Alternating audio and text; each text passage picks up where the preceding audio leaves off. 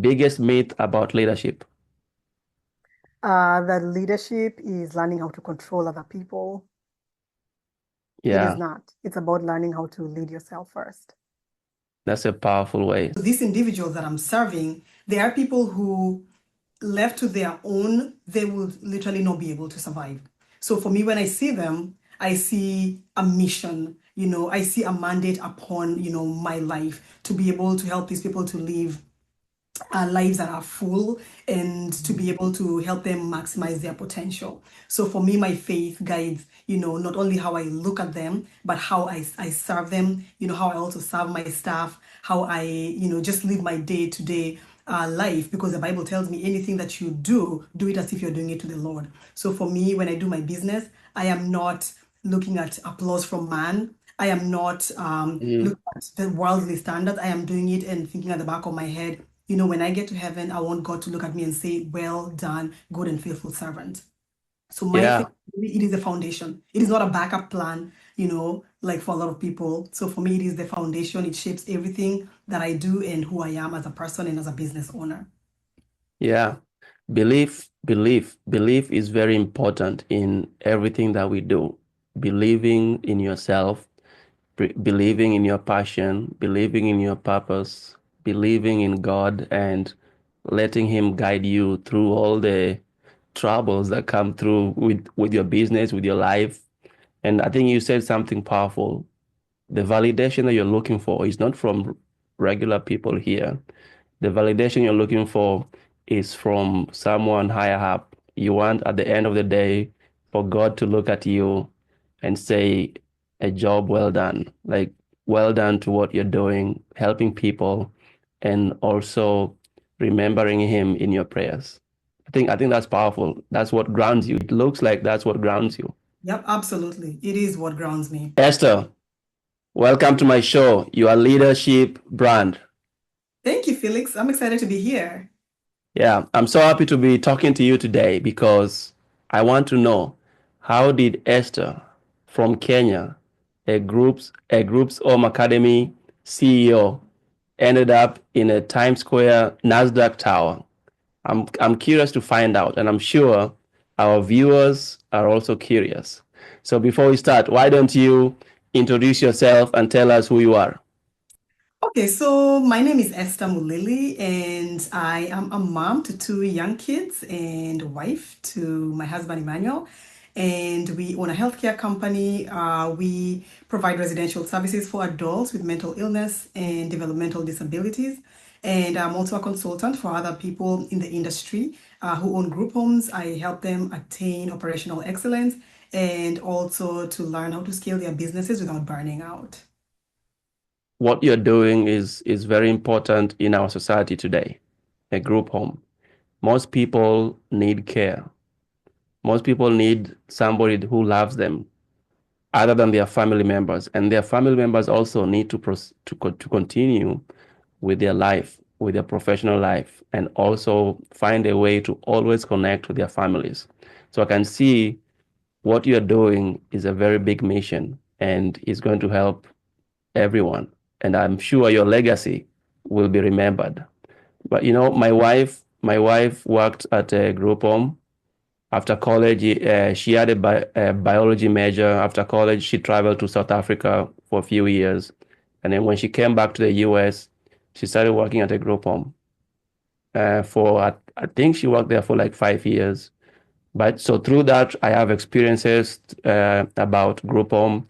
I know what it feels to work there. I know how tough it is to retain people.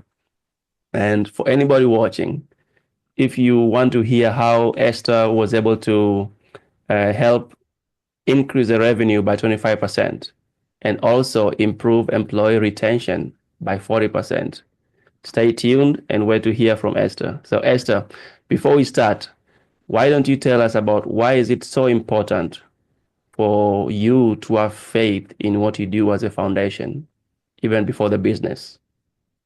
So for me, basically, my faith drives how I do everything, how I operate in life, how I parent my kids, how I show up as a spouse. And for me, business and faith are just so like intricately connected that I couldn't even, tell you where my faith ends and where my business begins. They're like, just for me, my business is part of my ministry here on earth. So these individuals that I'm serving, they are people who, left to their own, they will literally not be able to survive.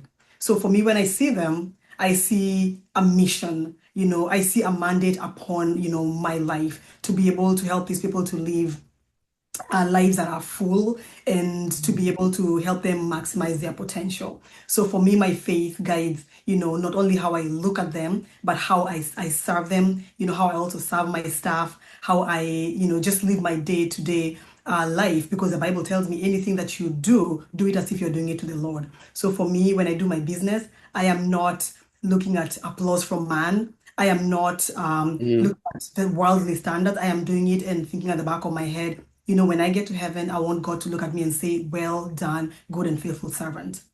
So my faith, Yeah, it is the foundation. It is not a backup plan, like for a lot of people. So for me, it is the foundation. It shapes everything that I do and who I am as a person and as a business owner. yeah. Belief is very important in everything that we do. Believing in yourself, believing in your passion, believing in your purpose, believing in God, and letting Him guide you through all the troubles that come through with your business, with your life. And I think you said something powerful. The validation that you're looking for is not from regular people here. The validation you're looking for is from someone higher up. You want at the end of the day for God to look at you and say, a job well done. Like, well done to what you're doing, helping people, and also remembering Him in your prayers. I think that's powerful. That's what grounds you. It looks like that's what grounds you. Yep, absolutely. It is what grounds me. Yeah. And that's why, and I think you said something about something that aligns with passion, something that aligns with purpose. And that's why I say finding one's passion is great, but passion without purpose is wasted potential. And I see you have a great purpose in what you do. Yeah. So what made you get into group homes? What drove you into this? Okay, so first, I definitely had heard, not very good things about group homes.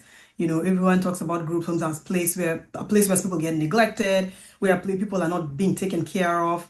But for me, I had an entrepreneurial mindset where I wanted to leave my corporate job, and I figured, you know what, I already owned a home, and so I'm gonna start a group home, and I'm gonna start a group home and do it the right way. So all these stories you hear about people getting abused in group homes, I was like, no, this is not gonna be it. I'm gonna do a group home and I'm gonna do it the right way. So for me, my passion for excellence and hearing those stories of people getting abused in group homes and neglected in Yeah. group, all those together, they converged and brought me to the point where I was like, I'm gonna do this and I'm gonna do it right. Yeah. And something about your corporate life made your calling even more fulfilling. And tell me about that. What made you make a decision to leave the corporate world into starting your own business and a group home? Okay, so for me, my corporate background, I used to work in labs because my degree was in biomed and chemistry. And Hmm. so I used to work in labs and it was okay. But I Yeah. just never ever felt like I'm connected to my purpose. And I never felt like it was fulfilling in any capacity. So for me, I always knew the path that I wanted to take was entrepreneurship. And so when I came to the point where I'm like, yes, I'm going to start a group home, it just felt right in my heart because I knew I'd be serving people. I knew I'd be living within my purpose because I will be feeling more fulfilled because I have control over my destiny as opposed to a corporate job where I felt like I didn't have as much control over my destiny. I'd get passed over promotion that I was very qualified for. And, Yeah. I was very resentful at that point. But now that I look back, I'm like, thank you, Lord, because I wouldn't be here today if I had not gotten passed for those promotions that I felt so qualified for. So it just all came together beautifully and led me to the point that I am today. Yeah. You touch on something that the problem that I'm actually trying to solve is invisibility. And one of those aspects is despite being qualified, adding value to the business, some of the professionals feel like they're being passed over for promotion. So that's why I'm passionate about helping people overcome invisibility. And your story, you decided to go a different route, but I'm helping them stay there and create more value for the business and for themselves. So that's a powerful realization. And most people, it takes them a long time to realize, to make a decision like what you did, or to make a decision about themselves on how they can stay relevant within the business. How do you define your personal brand and what problem does it solve exactly? So my personal brand is around group home owners. And Mm. so I help group home owners attain operational excellence. And I also help them grow their business sustainably. And so what that means is without burnout and without being overwhelmed. Mhm. And so the problem that I'm solving is being overwhelmed. So the overwhelm that group home owners go through, that is the problem I am solving. Yeah. What's one message you have for group homeowners? The one message, if they forget anything that I say today, is you have to look at your business as a whole and have a system for every single part of your business. Systems, that's the word. Yeah, yeah. Systems. People look for opportunities to create systems so that everything they do is predictable. But I know in a group home environment, not everything is predictable. Like I told you, my wife worked there. Eventually, she had to leave. So even so, that's a big challenge for group home owners. The good people ended up leaving not because maybe the environment is not good for them, but sometimes they make a decision to for their next career. So there's that one aspect. The Yep, there. second aspect is maybe also where you come in, how you can train those employees to provide as much value to the customers and also to the group of owner. So tell me, I know you have improved retention by over 40%. Tell me about that and how you help group of owners retain employees. Okay, so one of the things that I find with group homes is they think that money is the biggest piece of the puzzle when it comes to retaining employees.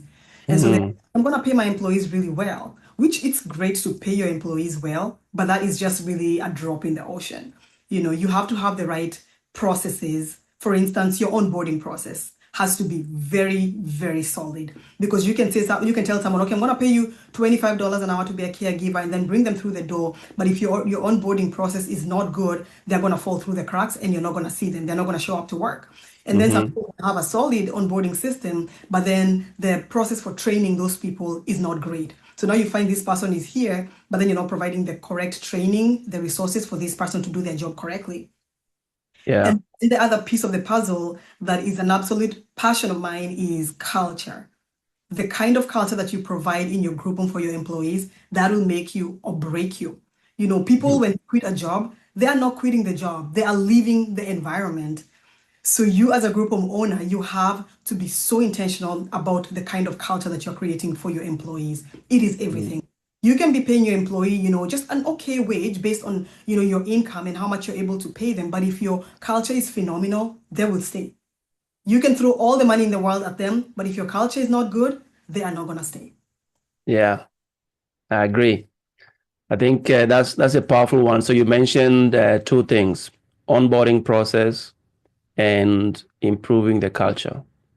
What's one way that you can improve the onboarding process?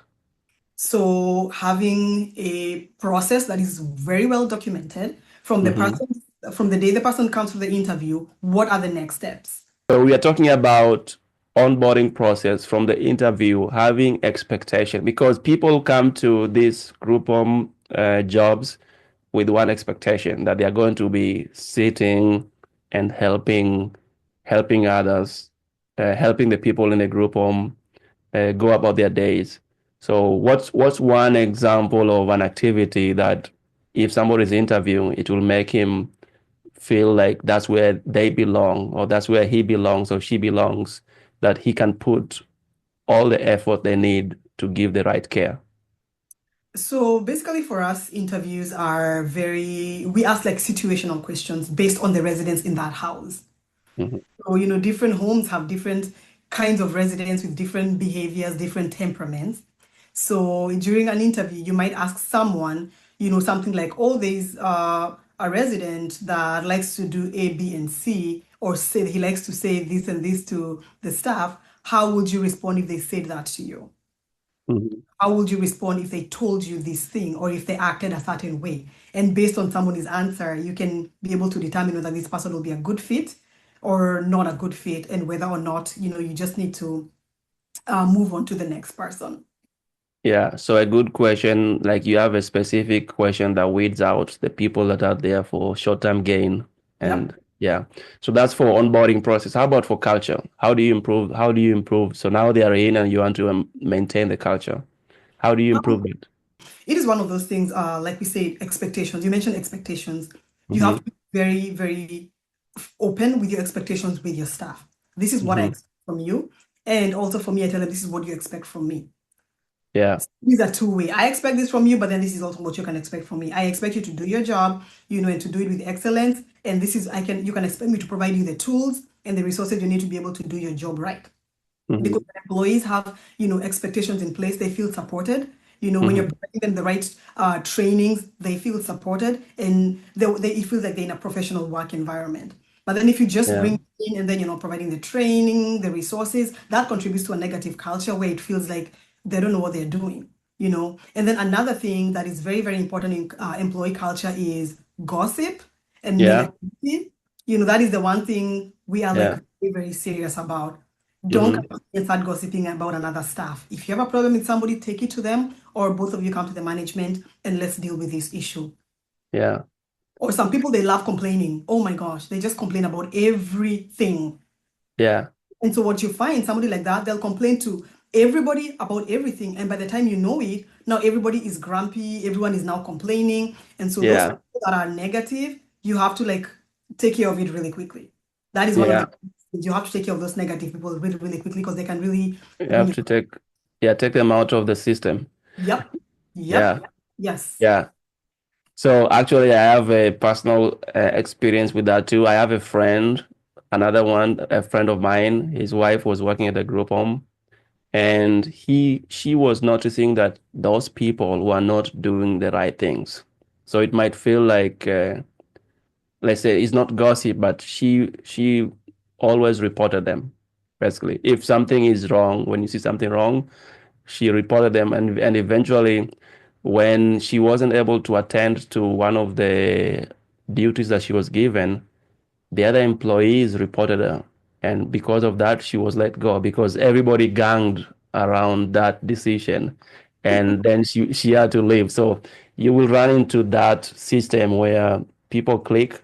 Have you run into that where you see other people gang against each other to let somebody go? No, I have not encountered that yet, Yeah. but So that was one where I thought she should have gotten a trophy, but she didn't. And honestly, to adding to company culture, Yeah. another thing that personally I love doing with my staff is we get together on a regular basis. It can be staff meetings. It can be like the other day we had an Easter gathering where it was our team meeting, but then we shared a meal. We just talk about what's happening at work, what's happening outside work. So regular gatherings for your staff, it really builds morale and it makes your Mhm. staff feel very supported and that like they're in a positive work environment. Yeah. Yeah. Improving employee culture is very important. What's some common hiring mistakes that you think group owners do the most?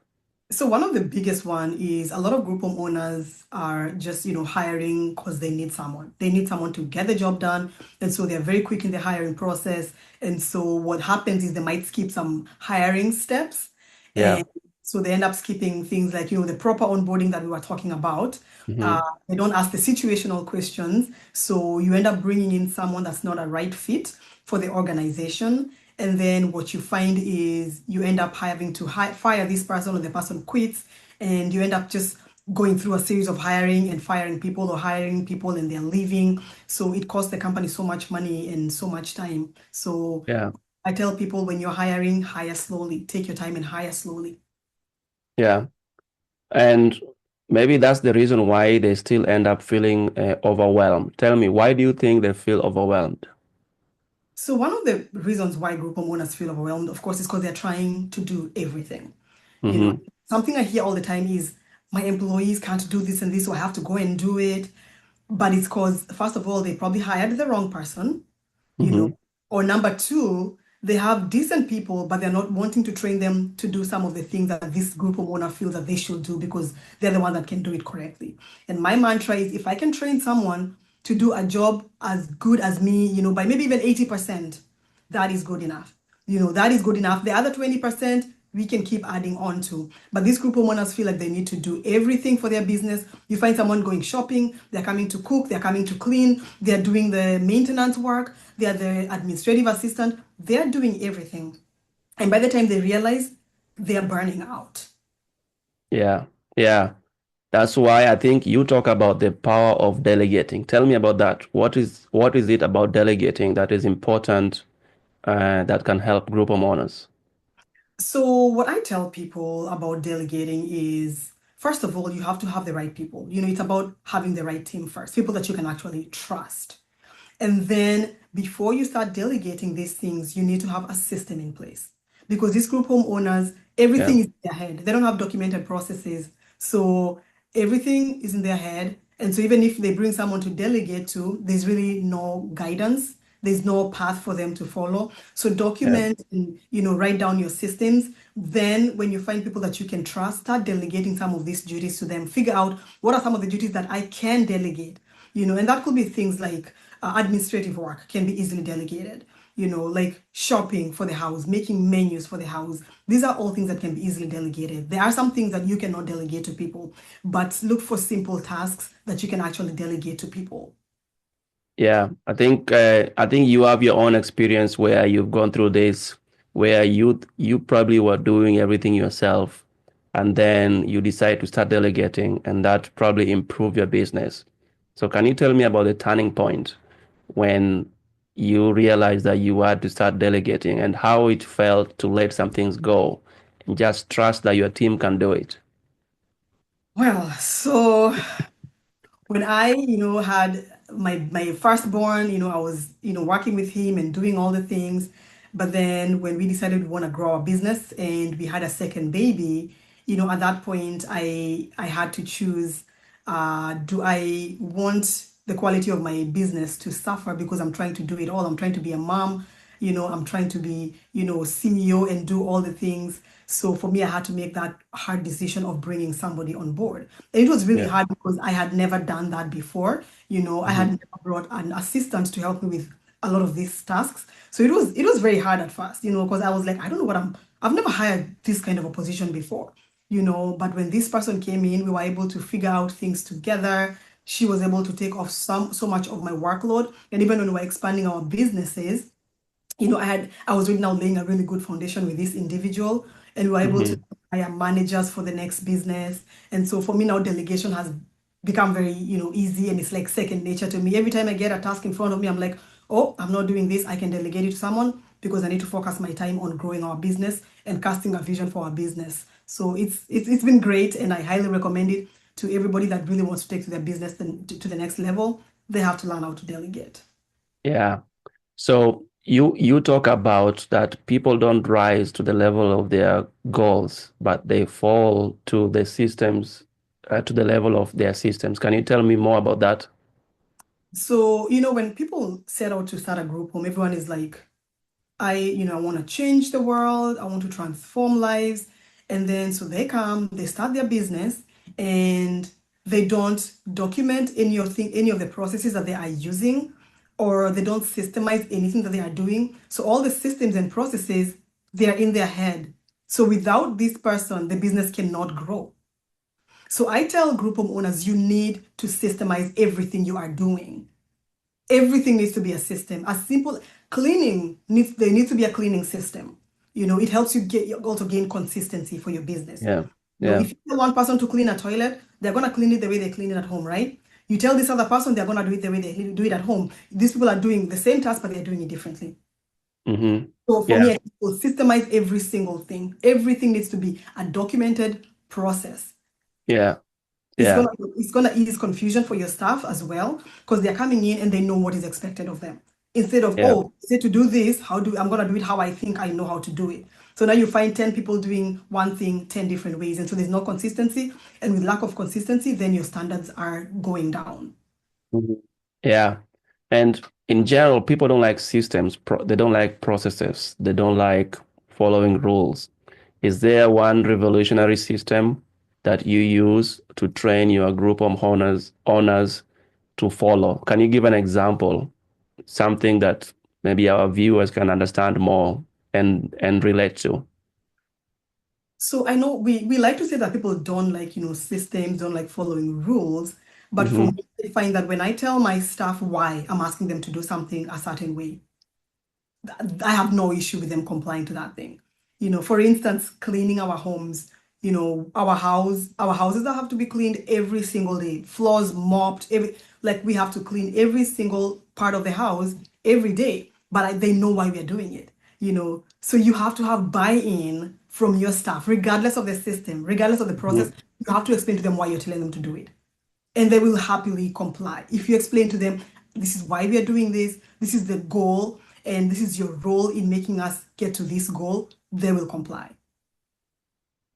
Yeah. And that's why you have a process and you have and then you have frameworks that anybody that goes through your program can go through. And one of the first processes or the steps that you have is systems and operational excellence. You have systems and operational excellence, you have staffing and leadership, and you have financial and strategic growth and all those things that you have.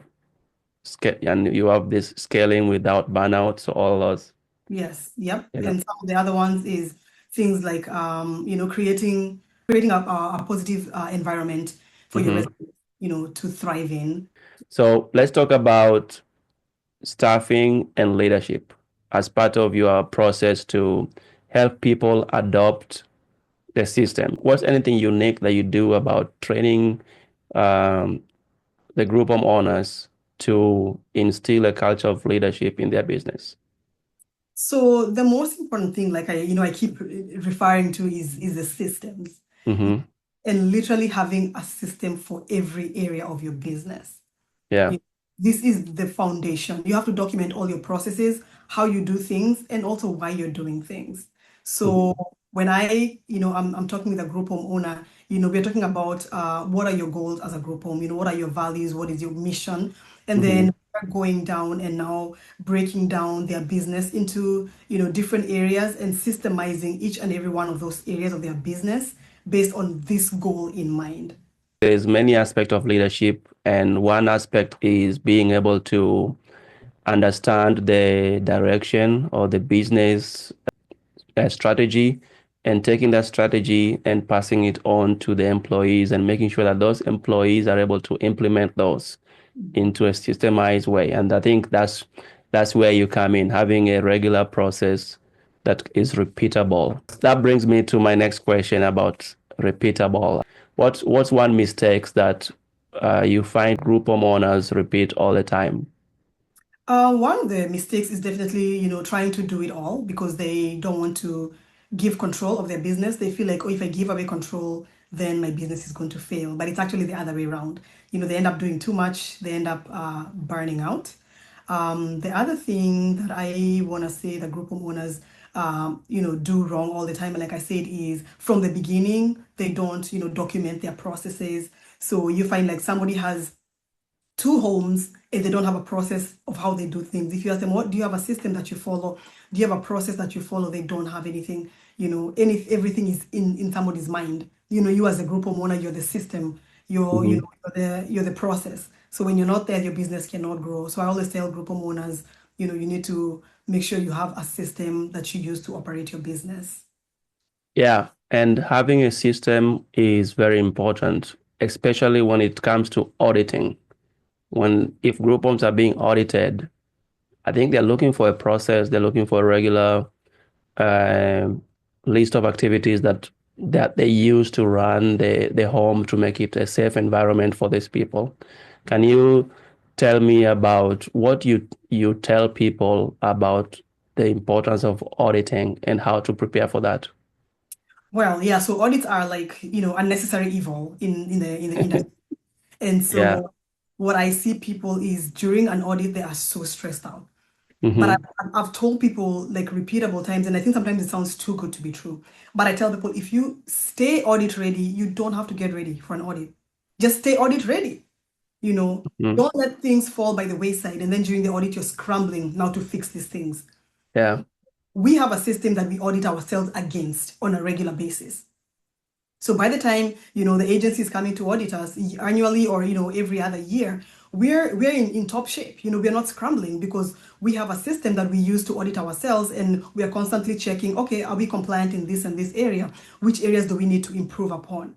So if you stay audit ready, that is my big thing. Stay audit ready so you don't have to get ready for an audit. Yeah. And what's an example of an audit ready look like? So, for instance, we have like areas in our business, like we have client documentation. Our clients, there's a list of documentations we're expected to have for them, and some of them expire annually. So, what we will do is we'll have our audit document that if we are checking when is this person's documentation expiring and making sure we are staying up to date. And within a month or two of that person's documentation expiring, we're already now renewing it. But it is all in a spreadsheet that sends us alerts and reminders of when things are expiring. And so we're making sure things are not, lapsing, and then we are like, we don't have the correct documentation. So and then other things like, let's say, safety. We have our safety audit that we do every single month to make sure we are, providing a safe environment, and that also we are ready for, disasters and emergencies. All Yeah. these are written down, and we're constantly, reviewing them to make sure that nothing falls by the wayside and to make sure that we're staying compliant at all times with all these things. Mm-hmm. And with the correct audits, it can help scale your business. Tell me about scaling a Groupon business. What does that mean, scaling a Groupon business? So when we talk about scaling a group home business, what people hear is have as many homes as you possibly can, you Mm-hmm. know. And I tell people that is not what scaling your business truly means. When you think of scaling your business, think of, what you have right now. Even if you have one home, you can already start scaling your business within the one home Yeah. by making sure that you have systemized and documented all your processes. And then number two, make sure that when you are thinking of scaling, you're not thinking of how many homes can I acquire. You are thinking of how can I run my business with excellence? How can I run my group home so well that growth will be inevitable? I always tell people when you run your group home business well, the growth will follow. So just Mm-hmm. focus on the excellence and the growth will happen organically, but don't try to force it. Fix the business that you have first, fix the issues, fix everything that you have right now first before you start pursuing growing. Yeah. So what will be the clue to most Groupon owners that they can look for to know when to start the second business or the second location for a Groupon? Okay, so I will say, for one, like as long as you have your systems for running your group home in place, and then Mm-hmm. you are figuring out your employee ratios, because I Mm-hmm. have seen people expanding and they don't even have enough staff in one home.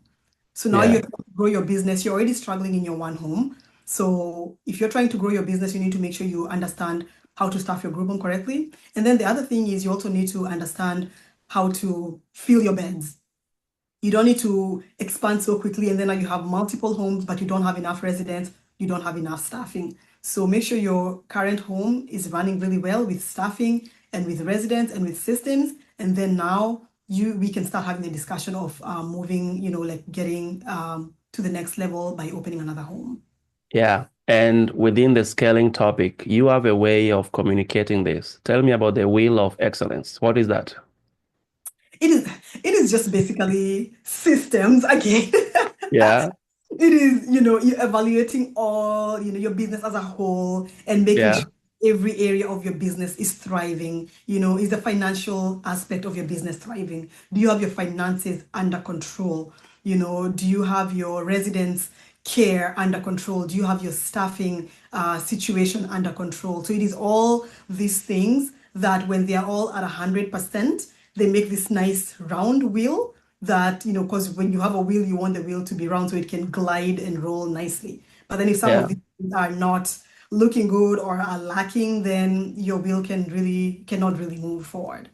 When it comes to group homes and people looking for group homes for their families, and the first thing they look for, I think they want to connect with the group home owners, who they are, and also they want to see the environment. So, how important is the environment, maintaining the environment, and having a personal brand in a group home space? How important is that to winning new customers, making people feel invited to joining a group home? So I always tell people, if, when you are planning out your group home, think of it as it's like you're planning the home for yourself. If I would not want to live in this home, then why would I want my clients to come and live in this home? So for me, when we are creating our homes and the environment, it is very important for us to create an environment that feels like home, because we find that the outcomes are better for our residents because they feel like they're actually at home versus, staying in a home where the furniture is broken, there's holes on the wall, it doesn't smell nice. Think of when their families come thinking, would I trust these people to take care of my loved one if they can't even fix the furniture? And also think of staff. So everybody wants to work in a aesthetically pleasing environment. You want to go to work and feel like it's nice and clean and comfortable because it looks professional. It feels good to go to work versus a place that's dingy and doesn't look well taken care of. So it creates this positive atmosphere for staff, for residents and even for their family members. So, and it's not about, spending a ton of money to make your group home look nice. It's just about being intentional to curate an environment that is inviting and that is warm, where everybody can feel welcome and where our Mhm. residents thrive. Yeah. So there's an element of building trust. And you talked about maybe somebody saying that this is the only home I will trust for my sister. Tell me about that. What is that feeling? What is the what is this kind of feeling that we want to create to people wanting to be in the home to build that trust? So I always tell my staff, think of creating an environment that even you would want your family member in. Would you want your mom to be in this environment? Would you want your dad, your sister, or your brother? So with that in mind, I have made it, a focus of mine to be able to create that environment where we get compliments all the time, from people, from family members, from caseworkers. That a caseworker said, you have a sister with special needs, and when we start looking for a home for her, your home is the only home I will trust for her to come and stay in. Another instance, I had one of my residents that was at a long-term care facility for a little bit because they had some medical issues. And she kept saying, I want to go home. I want to go home. And the staff was like, you don't have a home. You live in a group home. And she was like, yes, that is what I need. Mhm. That is my home. So for us, when people say group home, like the home part, we take very seriously. It needs to feel, it's not a house. It's supposed to feel Yeah. like a home. Yeah, it's a home. It makes me feel like in Kenya, the idea of group home is not really welcomed because people live in community and they expect the family is expected to take care of them, like Yeah. regardless. Somebody has to even leave a job to just take care of their parents. But in the US, other countries, it's an effective way to keep life going for most people, for most families. They can continue to go to work. They can have their family members in a group home. They can support them financially. So I can see why your business is so important, especially in the US today. Yeah, definitely. We don't have the same, family support systems here as we do back home. Like I said, Yeah, and there's advantages too, though, to, this system here, though, because the services are there. Back home there's very even limited services, for people that have yeah, these conditions here. So, hopefully yeah, one day we'll get there. But yeah, definitely here it is definitely necessary, and they cannot live without these group homes. yeah. So this next question is very important for everyone, not only people in the group home industry, but also anybody that has a family, anybody that has a house, anybody that buys food every month. Talk to me about budgeting. why is budgeting an important mindset to be able to run a group home successfully? So the first thing you obviously have to know, okay, based on how much money I'm making, and based on my expenses, for instance, would I be able to cover any, unforeseen expenses, for my group home business? Because that could make the difference between, me being able to take care of an emergency and me literally getting shut down or going, under. So we always have to have that mindset of being very fiscally responsible and making sure that you are tracking every single penny that's coming in and every penny that is going out. And then not only for your residents, but then I think of my staff. I cannot afford to be careless with my budgeting as a group home owner because how do I tell my staff that I cannot afford to pay you because I didn't plan my money well? I cannot, do that. So as group home owners, we all have to be mindful of, your spending habits and your budgeting habits. They not only affect you, they affect your residents and they also affect your staff and how you run business in general. Yeah. And I know most people struggle with this, and even for me, I want to start doing more of that on the budgeting side. So I think what you're doing there, helping them grasp the concept of budgeting, is very important. People want to start a business, but they haven't even thought about the next thing, which is basically the next budget plan. Yep, Is yeah, is for is sure. there? Yeah, go ahead. Oh no, I was just gonna say, and then in a group home, some of the things that you don't even think you're gonna have to budget for, or even as an employer, like you think of, okay, I'm gonna get X number of employees and pay them this much, and then nobody tells you about the taxes, the payroll taxes, Yeah, and then yeah, you're like, wait, what? I'm paying how much in payroll taxes, so it's just all those hidden things that nobody tells you about. Or, yeah. sometimes also some situations that people come to me, oh, I'm, buying all my things at Sam's Club, I'm buying everything in bulk, and me telling you, okay, you need to hold up because sometimes buying in bulk is not always the best thing for you to do. You find things are getting wasted, things are going missing, so it's just sometimes it's the big stuff and also the little things. So it's a very critical one for a group home. Is there a budgeting tool that you recommend to them? I do have my own budgeting tool that I use with my clients. So you created your own budgeting Yep. tool. Yeah, based Yeah, on my own that's experiences, yeah, and other people around me giving me mhm. feedback on, what they're doing, what's working for them and what's not working for them. Yeah. Can you share a story that led you to developing your own budgeting tool? I think for me, like I said, it was the initial surprise of things like payroll taxes, you know, or getting paid later than you expected to get paid by the agency that you're working with. And so me being like, oh, I need to plan really well so that I make sure that even if they delay my payment by a month, I still need to be able to cover payroll. I still need to make sure that my residents have food on the table. So it is just all those little experiences and those, moments that, just shook me. I'm like, oh my gosh, I'm glad I had some money set aside or else that would have been really ugly.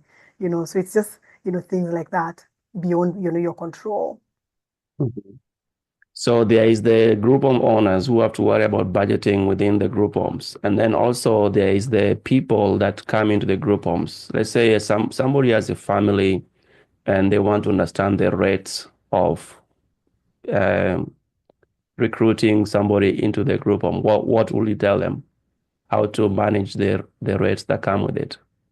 So, depending on the individual and what their needs are, Hmm. there's different types of group homes, Yeah, So different depending on what your brother or your sister needs, you would then connect with a group home that serves that kind of an individual, and then you would have that conversation of this is what's going on with my loved one. This is how much he's making every month, from Social Security or through, Medicaid. And then with that in mind, you'd have that conversation with the group home owner. Then there's some yeah, other group homes that serve, people that are placed by an agency that have, either fixed rates or, the rates are kind of negotiable a little bit. But it's like a lot of times when you're placing someone in a group home, you cannot just come and say, oh, I can only afford to pay this much. Can you take this person? Because it depends on the person needs and also what kind of insurance the person has and what kind of income that they're already having. Some people have a very small amount of money, and so they cannot afford the type of care that their family may want them, to get. And so they're going to have to find them a home that, will accept them for the money that they are able to pay. And then there's some people with higher needs that will mostly be placed by an agency that will be paying for them for that care. So Esther, tell me about how you've reduced staff turnover by over 40%. One of the biggest ways that we have found to reduce staff turnover is by being very clear with our expectations with staff and giving them very clear guidelines on what it is that we expect from them. And I've found that when staff have clear guidance and expectations, they're happier and they're more productive. And I find that if you don't provide the expectations, the guidance for them, they're confused and they're more likely to leave and go and find a job somewhere else where there's better expectations. And also the other thing is just appreciating your staff on a regular basis, connecting with them on a regular basis. We check in with our staff every single week to Yeah. see how they are doing, to make sure that, if they have any problems that they're encountering, we're not waiting for too long and helping them to be able to solve whatever challenges that they're going through in the job. I think that's a powerful way to help a business retain employees, and I think it's a problem that even the corporate environment face. And with that process in place, how you're able to retain employees, you are also able to help them boost their revenue. And I saw that you were able to help them boost revenue by 25% and also save them about 20 hours a week. How were you able to do that? So one way that I help our group of owners, boost their revenue is come up with strategies to help them fill their beds. Some people have beds that have been lying empty for a long time. So we come up with strategies to market their business in order to fill their beds. We also go through like line by line, their budget and find ways that they are being inefficient or ways that they could save money. And I also make recommendations for, professionals that could help them with their accounting and stuff like that. Yeah, I think that's a powerful way to help a business boost their revenue. How do you help group home owners buy back their time?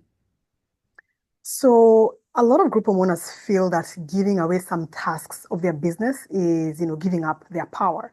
But I help them reframe their thinking around that and tell them actually these tasks you're giving up, you're actually reclaiming your power as the CEO of your organization because you are reclaiming your time. And that time can be used to build your business and to grow your business in other ways. So we come up with all areas of their business and all things that they are doing, then we divide them into the areas that they can actually delegate and the areas that they need to keep working on. So you find that a lot of group homeowners end up giving up a lot of these tasks and they are like, oh my gosh, why was I doing this for those many years? And you find people saving up to 20 hours a week because they're doing tasks that are really not driving the business forward. They're just everyday like administrative tasks and things like that. So we just come up with a way to streamline your operations and divide tasks into the ones you can delegate and the ones that you need to keep doing yourself. Yeah, and that process can be applied not only in the group of owners, but even those who are watching and they are in the corporate world, they can also apply those same time-saving tactics. Yep. And um, I think you have your own process that you follow. I don't know if you want to share it or that's a process that you follow like internally within your organization. I think for me, like really the process is, like I said, just listing everything that they are doing and coming Yeah, up with tasks that are just repetitive and can be done by somebody else. And I also take it a step further, for those group of owners, we also go to their personal life. What are some things you're spending your time doing that we can delegate? Are you spending 6 hours a week doing laundry and folding it and putting it away? And yeah, I will recommend a laundry service to them that I use that I'm like, I love this service. Let us get you to do that because you are a CEO. You don't have time to be doing your laundry for 6, 7 hours if you're trying to get your business to the next level. You don't have time yeah, to sit around cleaning your house for 10 hours every week if you're trying to get your business to the next level. So yeah. it's more than, yeah, so it goes beyond, the work. It's also like looking at their personal life.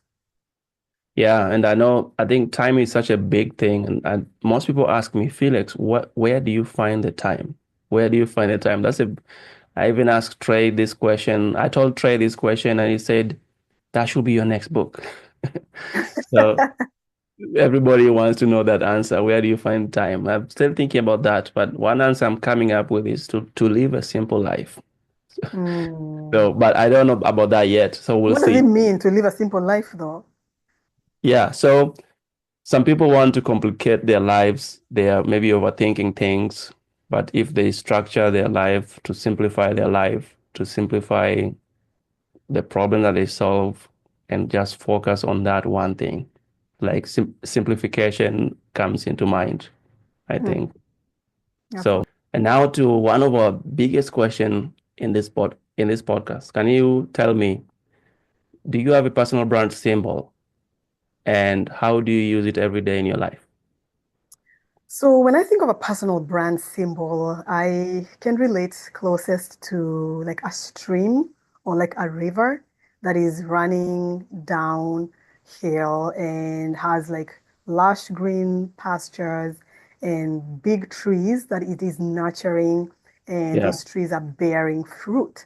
So I like to Mhm. think myself as, this stream that is nourishing people around me and that is bringing life everywhere that I go. I always strive to be a life bringer to people. I want to nurture them and I want to see them bear fruit and be the best that they can possibly be.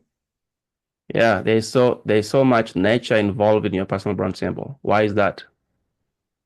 I guess because I grew up in the countryside. So I grew up around trees and rivers and, just nature, animals and stuff like that. So I think my soul just feels connected to nature.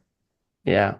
How do you use it every day with that visual? How do you use it every day in your life or in your business? I think when I think of my actions, are they helping people bear fruit? Are they nurturing other people? Or am I taking away more than I am giving? Am I nourishing or am I stripping away and just taking the fruit from other people around me? So I strive and I hope and I pray to always be the kind of person that nourishes people around me and that is a giver and that aims to give more than I take and to always just bring out the best in other people. Yeah, and I can see how it connects back to the systems in place, the need for employee retention and helping group owners to lead, to have a leadership level that retains people and also builds that culture within their organization. So I can see how the stream, the tree, the fruits, it looks like there's a reference to the Bible. Can you tell me about that? So, the Bible talks about, a righteous man, being like a tree that is planted by the streams that bears fruit in its season. Hmm. So, when I think of the tree, I think, okay, yes, the tree is bearing fruit, but what is causing that tree to bear the fruit? And I want to be the source of why people around me are bearing fruit. I want to be the source of the nutrients and the nourishment, and that is the stream that is causing this tree to blossom and to bloom and to bear fruit. So I just want to be that person, I want to be that stream that they're talking about in the Bible that is causing these trees to bear fruit. So everything that I do Hmm. just stems from the Bible and my faith, and I try to apply it in everything and in every area of my life. Yeah. And this connects back to your faith. You mentioned, I asked you earlier about why do you think faith is important and a big foundation for what you do in your business and every part of your life. And I can see how it connects back to, I think your response was you are having faith in God, and also now it looks like your personal brand symbol still helps you ground you back to your faith. Yes, it Yeah. does. Absolutely. Yeah. Based on what you've told me, that's why if people go through your program, they will understand the systems, the organization of a group home, and they will have the peace of mind, time, money. I think these are the different benefits that they can get if they go through your program, and Yeah. also scalability. Yes. So, Esther, why is self-leadership so important in any profession and especially in a group of owner or like somebody within your industry? Why is the ability to lead oneself so important? So you are in total control of yourself. So if you cannot lead yourself, how are you going to effectively lead other people? So for me, the more I am in leadership, the more I'm learning to lean into that aspect of leadership more and more, and the easier it is for me to lead my team. And for me, self-leadership looks like, living a disciplined life, doing what I said I am going to do, being a person of my word, keeping my commitment, and also doing things when I don't feel like doing them. And the other aspect for me for self-leadership is, perseverance when things get really, really hard in my life. Do I fold? Do I tap out? Or do I lean into the struggle, knowing that leadership is heavy? It's not meant to be easy. But for me, all those things combined have led me to this place where I understand that the better I lead myself, the better I can lead others, and actually the easier it gets. Yes, and that explains to me how you were able to end up on a Times Square Nasdaq billboard. Can you tell me about that? Well, so my experience on the getting on the Nasdaq Tower in Times Square was definitely not something I did not enroll into a program to get on a billboard. I Yeah, enrolled in a program that helps women entrepreneurs be able to take their business to the next level. And I'm always looking for ways to improve myself. I'm always looking for ways to excel in everything that I do. So when I enrolled in this program, it was so transformative to me in the things that I learned and the women that I networked and met. And so, the culmination of it was graduation and my face on a billboard, in Nasdaq Towers on Times Square. So it was very surreal. I'm definitely super proud of myself and it means a lot to me, but yeah, it was symbolizing, just my quest for excellence and my desire to always improve my life. yeah. I think it's a good recognition for somebody to end up in that kind of billboard. And for you, it's important for you to keep for your growth on also, and also for the people that you serve, your customers and the group of owners that they're going to benefit. I think going through that program, you learn things that will transform into what you do today. Yeah, for sure. And I actually was just sharing with my staff at a staff meeting. I told them, about my experience being on a billboard, and they were like, "Oh my gosh, that's awesome." I'm like, "Thank you, but I am not sharing with you guys to impress you or to brag. I am just Yeah, sharing this with you guys as my team, just so you know, when I demand excellence of you guys, I'm also demanding it from myself. I'm always yeah, looking for ways to improve, and I'm always looking for ways to excel and get us to the next level. So when I ask you guys, to bring excellence and bring your A game to the table every single day, I am not asking you to do something that I'm not willing to do myself." yeah. So what advice do you have for other women to go through a program just like you? I think it's just recognizing, what is your goal? What are you trying to do? And are you ready for the challenge? And if they're ready for the challenge, then I'd say, go for it. You are going to learn so much about yourself. You're going to meet other people that will really shape your future in a way that you did not even expect it. So I'd say go for it. The sky is the limit, really. Just go for it. And, you're going to be stretched and you're going to be challenged, but it's going to be so worth it. And they can do it. If I did it, anybody can do it. Yeah. So time for rapid fire questions. Yeah, are you ready? Sure. Okay, first one. Biggest myth about leadership. That leadership is learning how to control other people. It is Yeah, not. It's about learning how to lead yourself first. that's a powerful way. Self-leadership. Yeah, you start by leading yourself first before you can lead others. Yep. Powerful. One book every business leader should read. I love Atomic Habits by James Clear. Powerful. I've read the book and I've read the book for by Weldon Long, but the power of consistency.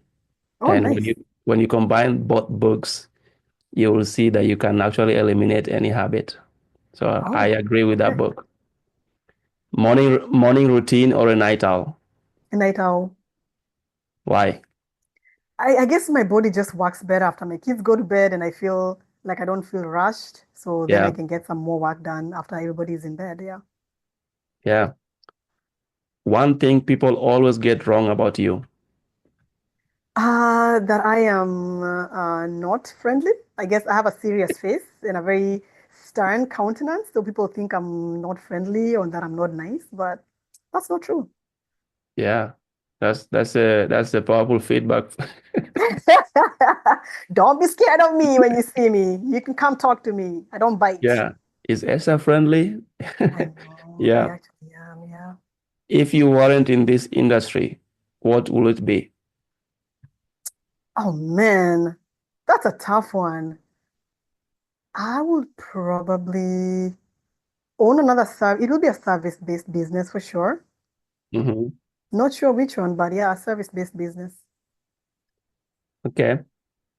If leadership had a soundtrack,